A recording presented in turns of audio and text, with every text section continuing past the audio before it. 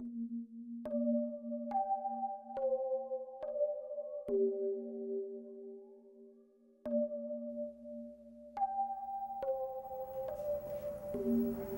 we're working on here is a piece called Hive, which is what this thing is here.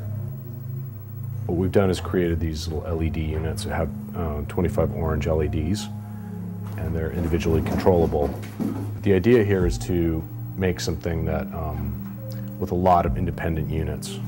So they all have their own thing going on, but then there's this communication between them. This is the first time I've kind of gotten into doing something like this.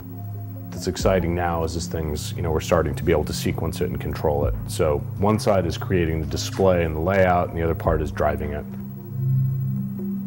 For me, what was interesting is trying to find the essences of things, what rules govern things. A lot of that involves setting the initial conditions and then kind of letting things happen within a certain framework. This is a kind of a fragment of a piece I did for a show in Washington, D.C. last November called Origin.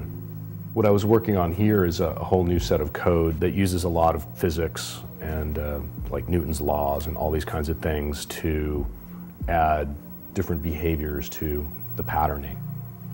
This is a sample of the code that we've been working on, and this is all kind of custom made, and we're on like version 40 of this tool.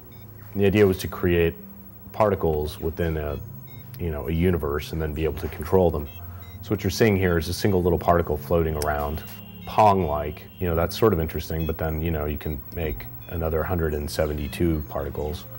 So they're all floating around, each with their own behavior. I can set it to where the click of the mouse attracts the particles, so it suddenly becomes more like a hive of insects. We can play with velocities, mass, and then it starts to become a much more complex thing.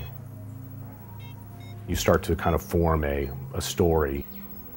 You see something and you're trying to figure out, well, what is it? And even though it's very low resolution and almost nothing, it starts to add up and you start to form these ideas of what it might be.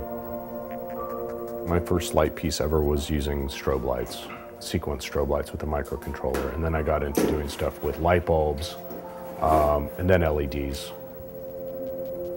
I think of the various pieces as experiences.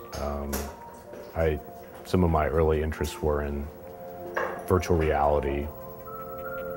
This piece is called Field. This is kind of the second major piece I've done using diffusion and LEDs. This is 276 about 1 foot wide bars of light, and the red, green, blue LEDs. And by mixing those colors, you can create, this.